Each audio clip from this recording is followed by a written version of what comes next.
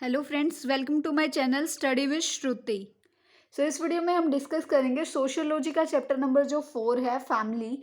इसमें फैमिली और मैरिज दोनों है, बट इस वीडियो में हम जो है फैमिली को डिस्कस करेंगे। तो फैमिली होती क्या है? फैमिली एक सोसाइटी का बहुत इंपॉर्टेंट जो है पार्ट होता है। फैमिली में हमारे पेरेंट्स आते हैं, ग्रैंड पेरेंट्स आते हैं, रिलेटिव्स आते हैं, ठीक है। तो हम इसको ही चीज़ को पढ़ेंगे कि क्या क्या है और कैसे होता है। तो एक वर्ल्ड के बहुत सारे जो पार्ट्स हैं उसमें हम फैमिली को देखते हैं और ये बहुत एक इम्पोर्टेंट पार्ट है सोसाइटी का, ठीक है। इसमें हम देखते हैं कि बहुत सारी जो है ओल्ड सोशल इंस्टीट्यूशंस भी होते हैं, कंसिडर किए जाते हैं, बहुत सारी चीज़ें होती हैं, ठीक है। जो वर्ड फैमिली है वो डिराइव हुआ है एक लेटिन वर्ड से, फेमिलिस, ठीक है। फेमिलिस का मतलब होता है सर्वेंट या फिर स्लेव। तो सबसे पहले हमें पता चला था कि the first meaning in English was however close to the modern world household, ठीक है। तो सबसे पहले क्या मतलब बाहर निकल के आया था कि एक मॉडर्न वर्ड होता है सॉरी, हाउस होल्ड, उसके लिए। तो इसमें क्या होता है कि एक कलेक्टिव बॉडी होती है, मतलब एक कलेक्टिव बॉडी यानी कि मेंबर्स होते हैं, इंडिविजुअल्स होते हैं जो एक ही रूफ के यानी कि एक ही छत के नीचे रहते हैं, जिसमें पेरेंट्स, चिल्ड्रन, ब्लड रिलेशंस और सर्वेंट। ब्लड रिलेशन मतलब जो खून के रिश्तेदार होते हैं उनको कहते हैं ना, वो और सर्वेंट्स आते हैं, ठीक है। इसमें क्या होता है कि जो ब्लड बॉन्ड होता है ना, ये एक लीगल बॉन्ड कहा जाता है। बहुत सारे सोशलिस्ट कहते हैं कि फैमिली जो है एक जो है क्लोज ग्रुप होता है ब्लड ग्रुप्स का, ठीक है। उसके बाद क्या होता है, लीगल बॉन्ड्स जो है फैमिली में वो और भी होते हैं, जैसे कि मैरिज होने के बाद एडॉप्शन, या फिर कोई हमारा गार्जियन है, मतलब जो हमारी देखभाल करता है, जो हमारे हर काम में हमें देखता है, जिसने हमें पाला पोसा है, ठीक है, वो चीज़। उसके बाद कुछ राइट्स होते हैं, ड्यूटीज़ होती हैं, सबकी अलग अलग ड्यूटी होती है ना हमारी फैमिली में, ठीक है। कहीं ना कहीं ऑब्लिगेशंस होते हैं, लीगल कॉन्ट्रैक्ट्स होते हैं, बहुत सारी चीज़ें जो है फैमिली के अंदर आती हैं। उसके बाद जो मेंबर्स होते हैं फैमिली के, वो सारे इमोशनली जो है कनेक्टेड होते हैं एक दूसरे से, लॉन्ग टाइम से वो जो है साथ होते हैं। उनको फिजिकली, इमोशनली और सोशली हर चीज़ में एक दूसरे से वो अटैच होते हैं, ठीक है। उसके बाद फैमिली मेम्बर्स में ना दो टाइप के होते हैं। एक होता है इंटरनली, क्या होता है जो फैमिली के मेंबर्स होते हैं, और दूसरा क्या होता है एक्सटर्नली, जो कि क्या होता है सोसाइटी के होते हैं, ठीक है। अब वहीं पे हम बात कर लेते हैं डेफिनेशंस की। तो फैमिली क्या है? ग्रुप है, सेक्सुअल रिलेशनशिप का भी कह सकते हैं, sufficiently precise and enduring to power to procreation and upbringing of children. मतलब क्या होता है, सेक्सुअली रिलेशनशिप भी इसमें इंक्लूड होता है। उसके बाद एक पूरी ऐसी लाइफ होती है, प्रोक्रिएशन होता है, जिसमें हमारे चिल्ड्रंस होते हैं, हमें उनकी अपब्रिंगिंग करनी होती है। उसके बाद फैमिली क्या है? ड्यूरेबल एसोसिएशन है, जिसमें हस्बैंड वाइफ होते हैं, जिनमें चाइल्ड हो ना हो पता मतलब ज़रूरी नहीं है, चाइल्ड होते भी है, नहीं भी होते हैं। और एक और मैम और वुमेन अकेला भी हो सकता है चाइल्ड के साथ, ठीक है। फैमिली क्या है? एक बायोलॉजिकल और सोशल यूनिट है, जिसमें हस्बैंड वाइफ और चिल्ड्रंस होते हैं। उसके बाद एक ये इंपॉर्टेंट है, फैमिली क्या होती है? ग्रुप होता है पर्सन्स का, जिसमें रिलेशनशिप होता है एक दूसरे के साथ, और उसमें क्या होता है बहुत अच्छा जो है ब्लड रिलेशंस भी हो सकते हैं, और कीन टू वन अनदर, और नहीं भी हो सकता है, मतलब ऐसा हो सकता है, लेकिन क्या होता है। उसके बाद बारी आती है कैरेक्टरिस्टिक्स ऑफ फैमिली। तो दो टाइप के कैरेक्टरिस्टिक्स होते हैं, जर्नल और डिस्टिंक्टिव। अगर हम बात करते हैं जनरल फीचर्स की, तो सबसे पहले आता है मेटिंग रिलेशनशिप। मेटिंग रिलेशनशिप में क्या होता है? ये रिजल्ट होता है मैरिज का बिटवीन टू अडल्ट्स, दो अडल्ट का होता है जो अपोजिट सेक्स के होते हैं। ये परमानेंट हो भी सकता है, टेम्परेरी भी हो सकता है, ठीक है। लेकिन क्या होता है, दो अडल्ट्स की इसमें क्या होती है, शादी होती है, जो अपोजिट सेक्स के होते हैं। उसके बाद आता है form of marriage. Form of marriage क्या होता है कि ये किसी भी मेटिंग रिलेशनशिप होता है, जो कि किसी भी इंस्टीट्यूशन से होता है, ठीक है। और इसमें क्या होता है, मोनोगेमस यानी कि एक पार्टनर के साथ शादी, एक पति एक पत्नी ऐसे भी हो सकता है। पॉलीगेमस मतलब एक हस्बैंड है और उसकी बहुत सारी वाइफ्स हैं। और पॉलीएंड्रस मतलब एक वाइफ के बहुत सारे हस्बैंड्स हैं, ठीक है। उसके बाद आता है सिस्टम ऑफ नोमेनक्लेचर। हम जानते हैं कि हमारी जो फैमिली है ना, उसके हर एक का डिस्टिंक्ट सिस्टम होता है नोमेनक्लेचर का, हर एक जो है आइडेंटिफाई किया जाता है अलग अलग चीज़ों से, ठीक है। ये यूनिक सिस्टम होता है हर एक डिसेंट फैमिली में। कहीं पे क्या होता है, मेल लाइन से जो जैसे कि पैट्रियर्कल सोसाइटी होती है, कहीं पे क्या होता है फीमेल लाइन होती है, मैट्रियर्कल सोसाइटी होती है, ठीक है। उसके बाद होता है इकोनॉमिक प्रोविजन। इकोनॉमिक प्रोविजन में क्या होता है कि हर एक फैमिली के अपने अपने प्रोविजन होते हैं कि वो फैमिली मेम्बर्स की कैसे ध्यान रखते हैं, कैसे उनकी नीड्स को पूरी करते हैं।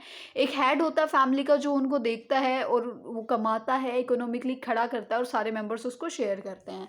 उसके बाद आता है कॉमन हैबिटेशन।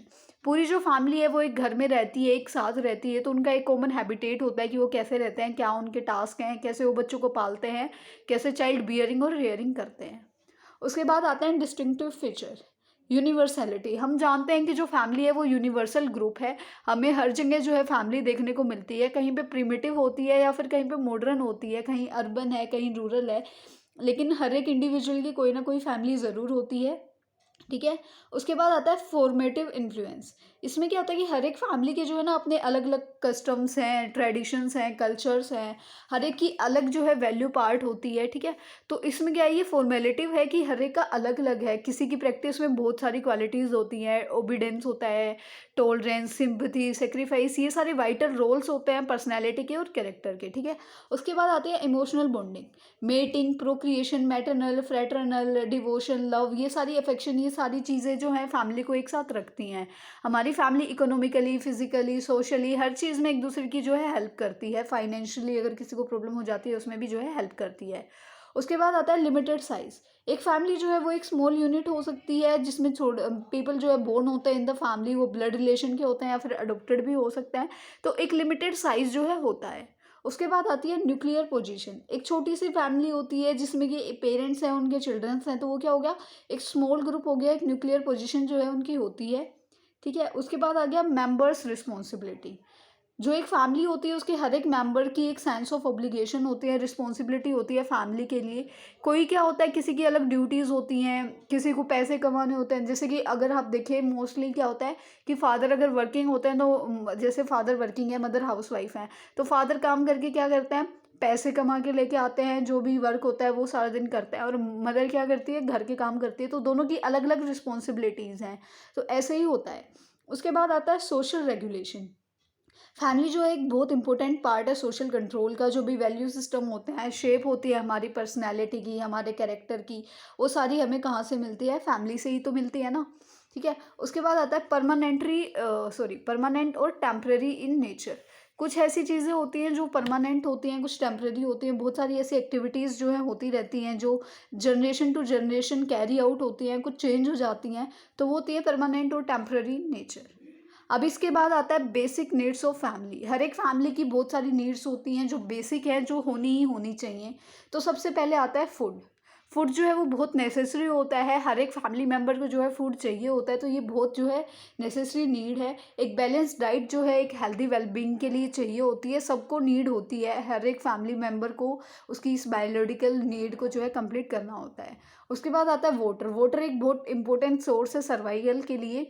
सबको पानी चाहिए होता है खाना बनाने के लिए, क्लीनिंग के लिए, ड्रिंकिंग के लिए। उसकी बहुत सारी क्वांटिटीज़ में, उसकी जो है एडिक्वेट क्वांटिटीज़ में सबको चाहिए होता है एक अच्छी हेल्थ मेंटेन करने के लिए। उसके बाद आता है क्लोथिंग।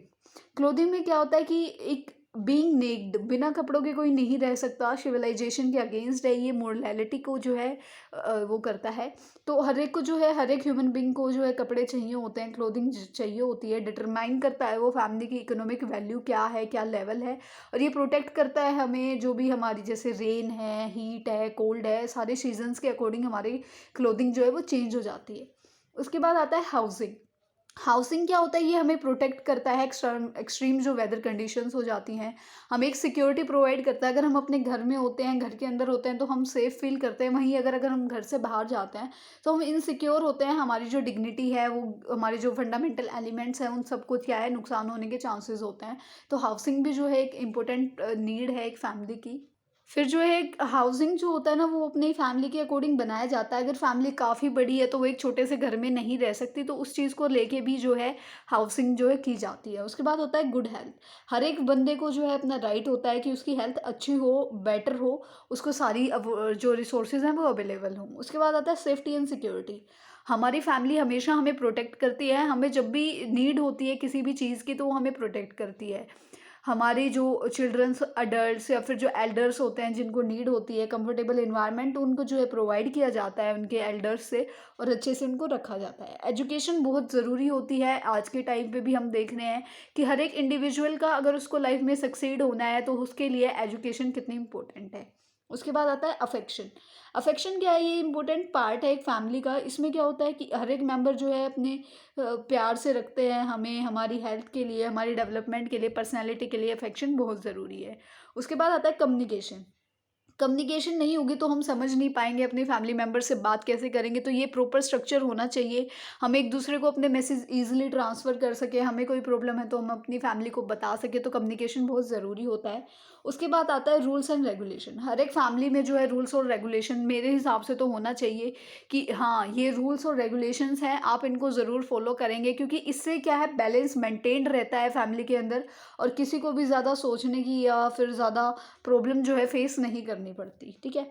इसके बाद आता है टाइप्स ऑफ फैमिली। अगर हम बात करें तो ये बेस्ड ऑन बर्थ, ठीक है, बेस्ड ऑन रेसिडेंस, मतलब काफ़ी सारी चीज़ों पे जो है ये बेस्ड होता है। तो सबसे पहले करते हैं बेस्ड ऑन बर्थ। तो सबसे पहले होता है फैमिली बेस्ड ऑन बर्थ में आता है फैमिली ऑफ ओरिएंटेशन, कि हम जो है हमारी फैमिली एक इंडिविजुअल कहाँ बोर्न हुआ है, कैसे उसकी फैमिली है उस चीज़ पे। उसके बाद फैमिली ऑफ प्रोक्रिएशन, यानी कि एक फैमिली है जिसमें कैसे इंडिविजुअल्स को सेटअप किया जाता है उसकी मैरिज के बाद, क्या उसकी ओरिएंटेशन है, क्या वो सेम रूफ के अंडर रहते हैं या कैसे डिस्टिंग्विश हैं, वो सारी चीज़ें। उसके बाद आता है बेस्ड ऑन मैरिज मोनोगेमस, जिसमें क्या होता है, एक टाइम पे क्या होते हैं, मल्टीपल पार्टनर्स नहीं होते, ठीक है।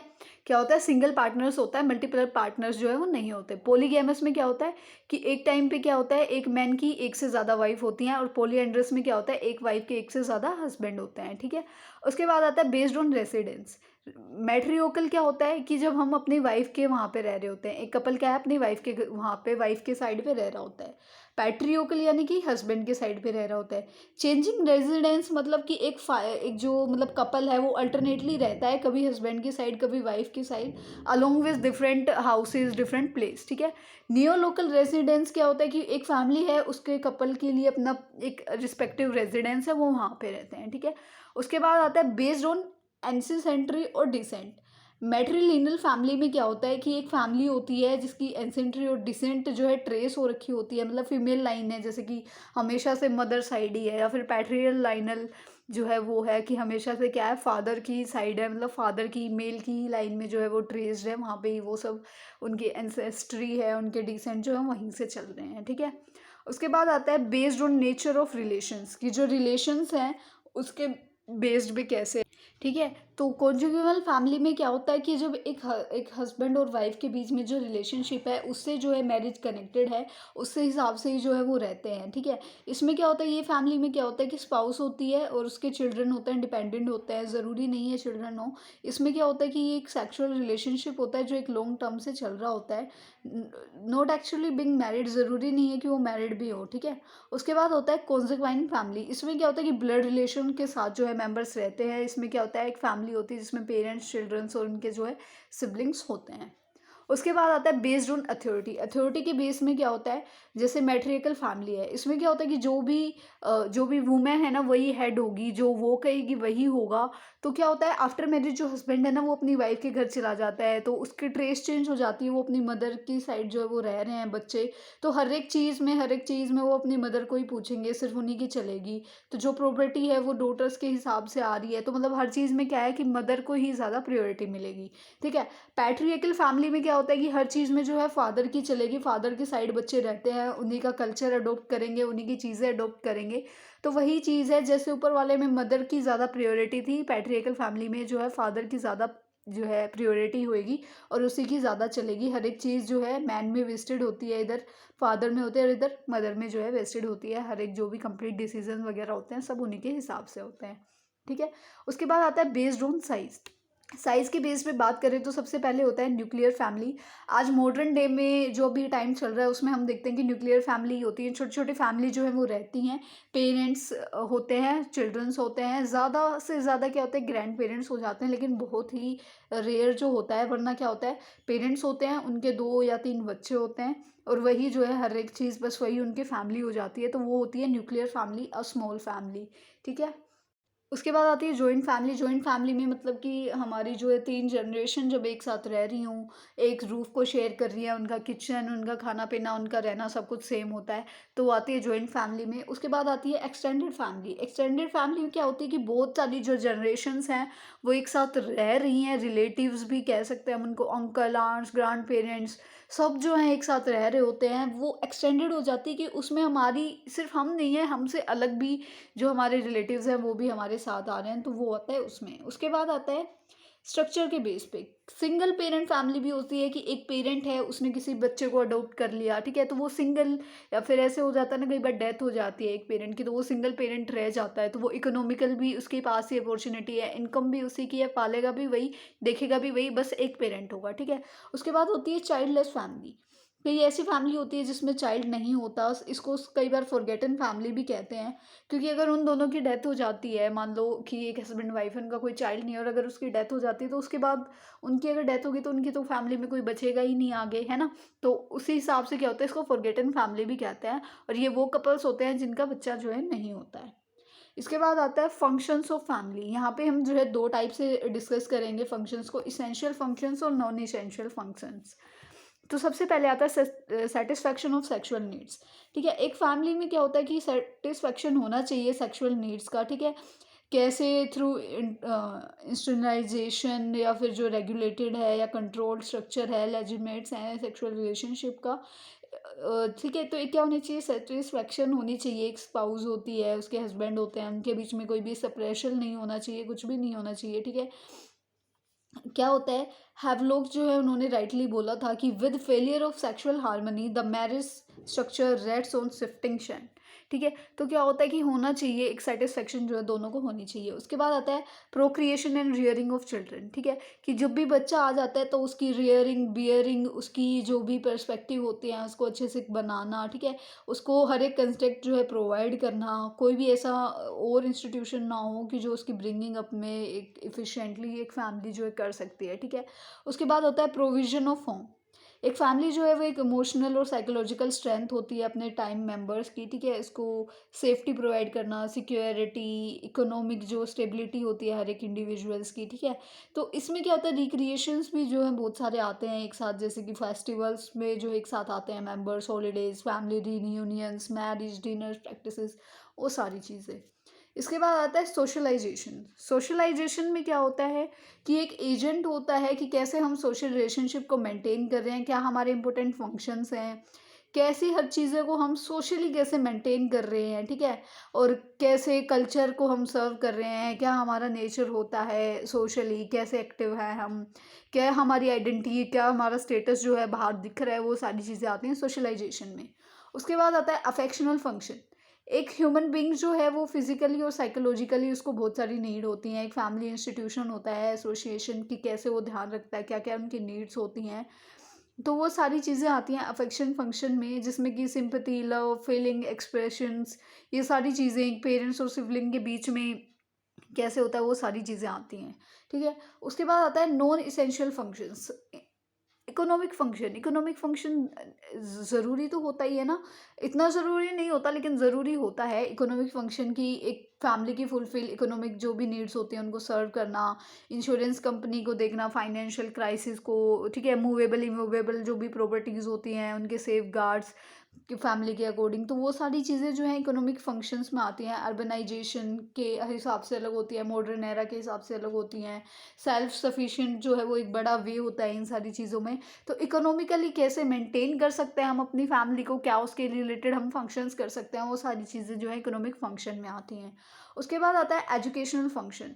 एजुकेशनल फंक्शन क्या होता है, इंपॉर्टेंट होती है एजुकेशनल एजेंसी, ठीक है, फैमिली में। उसके बाद क्या होता है कि जो फर्स्ट स्कूल होता है जो चाइल्ड का, उसको प्रोवाइड करता है प्लेटफॉर्म एजुकेशन के लिए, फॉर्मल एजुकेशन के लिए। हम उसको बहुत सारी ट्रेनिंग, बहुत सारे सोशल एटीट्यूड्स, एटिकेट्स, कैसे रहना है, कैसे वो चाइल्ड से अडल्ट बनता जाता है तो क्या उसके अंदर चेंजेस आ रहे हैं, क्या वो नई चीज़ें सीख रहा है, वो सारी कहाँ से मिलती हैं, एजुकेशनल फंक्शन के अंदर हम इन चीज़ों को देखते हैं। उसके बाद आता है रिलीजियस फंक्शन। एक पॉइंट ऐसा आता था टाइम और फैमिली के साथ जो है पेरेंट रहता है, उसके रिलीजन के अकॉर्डिंग वो चीज़ें सीखता है, वो अपने रिचुअल्स देखता है, ट्रेडिशंस, जो जनरेशन टू जनरेशन जो है पास होते जाते हैं। जो हमारी फैमिली जो ट्रेडिशन फॉलो करती है, कल्चर फॉलो करती है, वही हम भी करते हैं।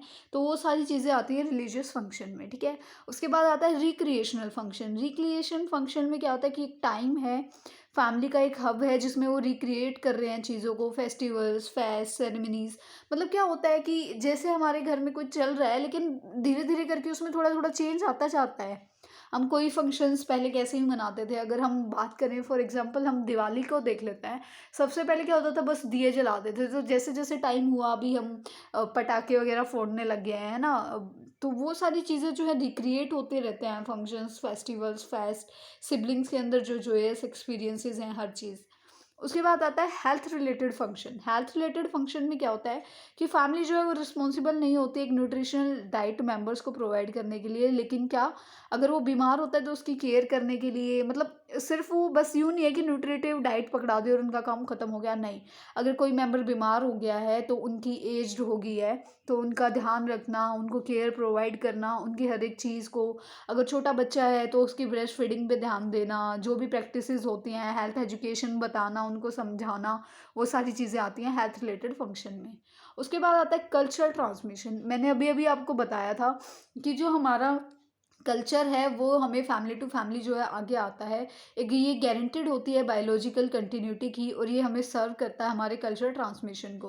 हर एक फैमिली में क्या होते हैं, बहुत सारे वैल्यू, मतलब हर एक ये व्हीकल होता है ट्रांसमिटिंग का। इसमें क्या होते हैं, वैल्यूज़, आइडियाज़, कस्टम, ट्रेडिशंस, हमारे बिलीव्स जो हमारी फैमिली में एग्जिस्ट करते हैं, ये सारी चीज़ें जो है कल्चर ट्रांसमिशन में आती हैं। उसके बाद आता है recent trends in Indian family system. ठीक है, तो फैमिली क्या होती है, मोस्ट बेसिक और इम्पोर्टेंट यूनिट है, ये चीज़ हम देख सकते हैं सोसाइटी में। ठीक है, ये हमें न्यूट्रिएंट्स के हिसाब से, इमोशनल, बॉन्डल, सोशलाइजेशन, हर एक चीज़ के हिसाब से जो है हमें हमारी फैमिली की ज़रूरत होती है। तो इंडिया में जो है फैमिली का बैकग्राउंड अलग है, फैमिली का स्ट्रक्चर बहुत जो है सस्टेन्ड है। इसमें क्या होता है, हमारी हर एक फैमिली में एक कर्ता जो हम कहते हैं, जो हमारी हर एक चीज़ का मतलब ओनर, या फिर हम कहते हैं हेड ऑफ द फैमिली, जो हर एक डिसीजन लेते हैं, जिनके ऊपर रिस्पॉन्सिबिलिटी होती है एक फैमिली को अच्छे से जो है चलाने की। वो एक की रोल जो है, उनका एक प्रोसेस होता है, वो ही हमारी फैमिली की हर चीज़ को जो है मेंटेन करते हैं। उसके बाद जैसे जैसे अर्बनाइजेशन, इंडस्ट्रियलाइजेशन और जो चीज़ें नई नई आ रही हैं, उस हिसाब से क्या है, कुछ डेविएशंस आई हैं, कुछ चेंजेस आए हैं फैमिली में। तो सबसे पहले क्या है, इक्वल वर्क पार्टिसिपेशन, कि हर एक बंदे का जो है इक्वल वर्क होएगा, इक्वल पार्टिसिपेट होएगा। अथॉरिटी में चेंजेस आए हैं। पहले शादी बहुत जल्दी हो जाती थी, अब उसमें भी जो है लेट हुआ है। डिवोर्सेस बढ़ गए हैं। सेपरेशन रेट्स जो हैं उनमें भी फ़र्क आया है। डोमेस्टिक वायलेंस वगैरह की जो चीज़ें हैं उनमें भी फ़र्क पड़ा है।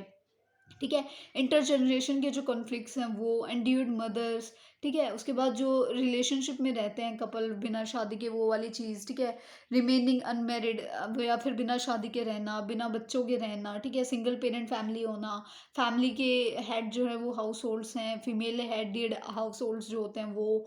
उसके बाद जो है दोनों ही फैमिली मेम्बर्स जो है कमा रहे हैं, या अडोप्टिव फैमिलीज़ हैं, वो सारी चीज़ें जो हैं होती हैं। तो क्या क्या फ्लक्चुएशंस आई हैं फैमिली के स्ट्रक्चर में, कैसे आई है, क्या इनेबिलिटी आई है। तो सबसे पहले आता है इंडस्ट्रियलाइजेशन।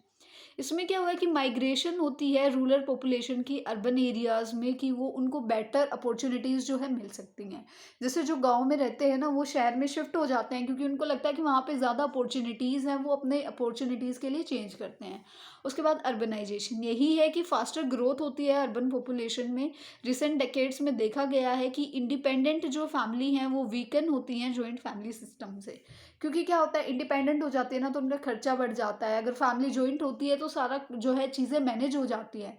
लेकिन अब जब वो फैमिली जो है न्यूक्लियर हो जाती है, छोटी हो जाती है, तो वो वीक पड़ जाती है। ठीक है, एजुकेशन, एजुकेशन में कितना चेंज आया है कि एटीट्यूड बदल गए हैं, बिलीव्स, वैल्यूज़ जो हैं बदल गई हैं।